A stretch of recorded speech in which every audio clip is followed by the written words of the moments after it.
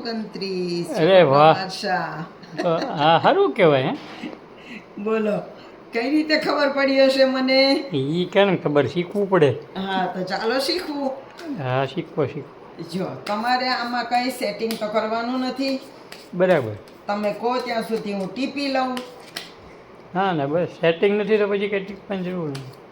બરોબર. હમ. હવે 26 ની બે થપ્પી કરવાની. બરાબર. પણ એ જ્યારે 26 આપણે જુદા પાડીએ હમ.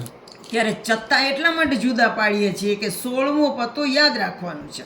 બરાબર. સમજાઈ ગયું? 16મો પત્તો તમારે યાદ રાખવાનું. તો પહેલું, બીજું, ત્રીજું, ચોથું, પાંચમું, છઠ્ઠું, સાતમું, આઠમું, નવમું, 10મું, 11, 12, 13, 14, 15 ને 16. બરાબર. 16 જ્યારે ઉતરો ત્યારે આડાઅવળા ન થઈ જવા જોઈએ પત્તા, નહીતર ભૂલ પડશે. બરાબર. આ 16, 17, 18, 19, 20, 21, 22, 23, 24, 25 ને 26. બરાબર. તો જો 16મું પત્તું લાલ લાલનો બાદશાહ છે, યાદ હા. રાખજો. અને અહીંયા ઊંધા મૂકી દેવાના. બરાબર. હવે આમાંથી કોઈ પણ 3 પત્તા ખેંચવાના. બરાબર. તમારી ઈચ્છા પ્રમાણે ખેંચો. 3 પત્તા ખેંચવાના છે. આ એક.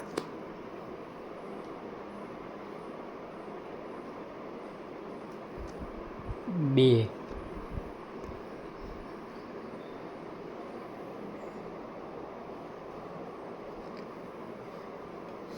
3 બરોબર. આ 3 પત્તા તમે તમારી ઈચ્છા પ્રમાણે ખેંચ્યા છે. હા હવે આને 13 સુધી પહોંચાડવાના. હવે બાદશાહ છે એટલે એના તો 13 જ હોય, હા. એટલે ત્યાં એક પત્તું મૂકવાનું રહેતું નથી. હા તીડી છે તો 4 5 6 7 8 9 10 11 12 13. 13 બરાબર પંજો છે તો છ, 6 7 8 9 10 11 12 ને 13. 13 બરાબર. હવે આ જો ઘટ્યા હોય તો અહીંથી લેવાના, હા ને પણ વધ્યા છે તો એની ઉપર મૂકી દેવાના. બરાબર હવે આ 3 નો સરવાળો કરવાનો. બરાબર તો 13 14 15 16 17 18 19 20 ને 21. બરાબર તો આનો 3 નો સરવાળો 21 થયો. હમ. તો અહીંથી આપણે 21મું પત્તું ગણવાનું. બરાબર આપણે છેલ્લું 16મું પત્તું કયું જોયું હતું? લાલનો બાદશાહ. બાદશાહ. તો 21મું પત્તું અત્યારથી કહી દઉં કે લાલનો બાદશાહ હશે. બરાબર 1 2 3 4 5 6 7 8 9 10 11 12 13 14 15 16 17 18 19 20 ને 21 લાલનો બાદશાહ. એટલે ભાઈ ટોપ છે હા આ તો બધું છે ને જાદુ હા. મજાના? બહુ સરસ પત્તાના બધા ગાણિતિક જાદુ સરસ આવા જ છે. મજાના હોય છે.